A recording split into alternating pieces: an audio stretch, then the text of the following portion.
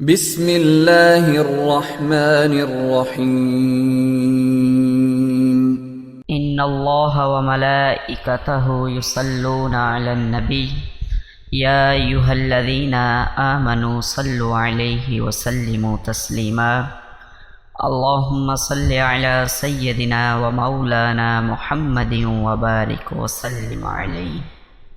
السلام علیکم ورحمۃ اللہ وبرکاتہ۔ آج جو میں سورہ کوثر کا آپ کے لیے وظیفہ لایا ہوں یہ بہت نایاب اور مجرب ہے۔ انشاءاللہ یہ وظیفہ کرنے سے آپ کا مال بھی بڑھے گا اور اس کے اندر برکت بھی پیدا ہوگی۔ محترم ناظرین، مال و دولت انسان کی ضرورت بھی اور آزمائش بھی ہے۔ بعض لوگ یہ کہتے ہیں کہ محنت تو بہت کی لیکن کامیابی نہیں ملی۔ یہاں کامیابی سے مراد وہ یہ لیتے ہیں کہ پیسہ اکٹھا نہ کر سکے۔ بعض لوگ یہ کہتے ہیں کہ بچے سیٹ نہیں ہو سکے، یہاں بھی مراد پیسے اکٹھے نہ کر سکنا ہے۔ بعض لوگ یہ کہتے ہیں کہ بچوں کی شادی کرنی ہے لیکن حالات ساتھ نہیں دے رہے، یہاں بھی مراد پیسوں کی کمی ہے۔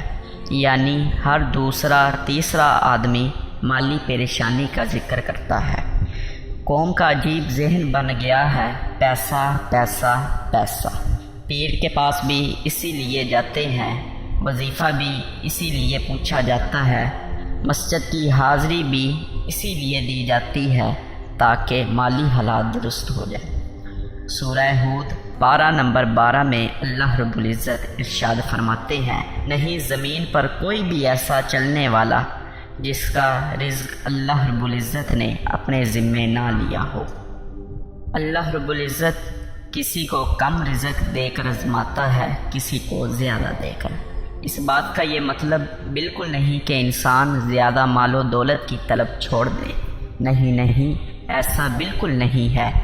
مال و دولت حاصل کرنے کے لیے اور اپنے حالات بہتر بنانے کے لیے کوشش کرنا ہمارا حق ہے۔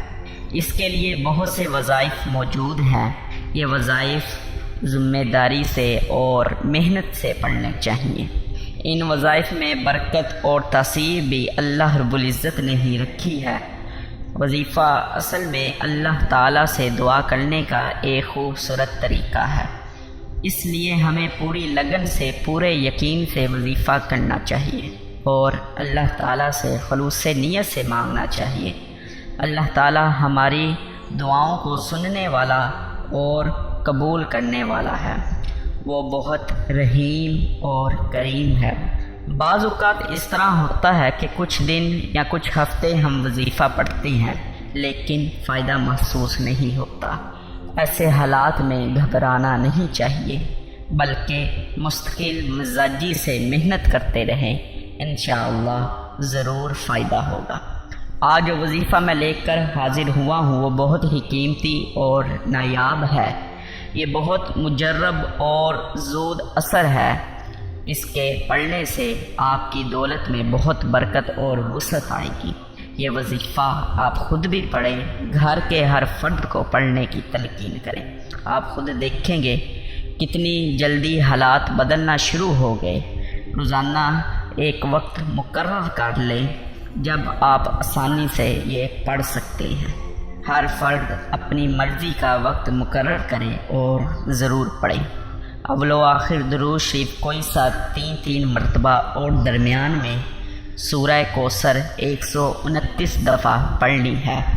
ہر دفعہ بسم اللہ الرحمن الرحیم پڑھیں تو بہت بہتر ہے، اور اگر نہ پڑھ سکیں تو شروع کرتے وقت ایک دفعہ ہی پڑھ لیں۔ یہ سورہ قرآن مجید کی سب سے چھوٹی سورت ہے، یہ 3 آیات مبارکہ پر مشتمل ہے۔ اس میں اللہ رب العزت نے اپنے محبوب کو بہت کچھ عطا فرمایا۔ اللہ تعالیٰ ارشاد فرماتے ہیں، انا اعطیناک الکوثر، اے محبوب بے شک ہم نے تمہیں بے شمار خوبیاں عطا فرمائیں، فصلی لربک وانحر، آپ اپنے رب کے لیے نماز پڑھیں اور قربانی کریں، ان شانئک ھو الابتر، بے شک محبوب جو آپ کا دشمن ہے وہی ہر خیر سے محروم ہے۔ محترم ناظرین، یہ صورت ہے تو بہت چھوٹی لیکن اس کے فوائد بے شمار ہیں۔ ایک دفعہ اسے پڑھ کر دیکھیں، انشاءاللہ آپ کو ضرور فائدہ ہوگا۔ اللہ تعالیٰ ہم سب کا حامی و ناصر ہو۔ اللہ تعالیٰ ہمارے حلال رزق میں برکت اور وسعت پیدا فرمائے اور ہماری مشکلات کو دور فرمائے۔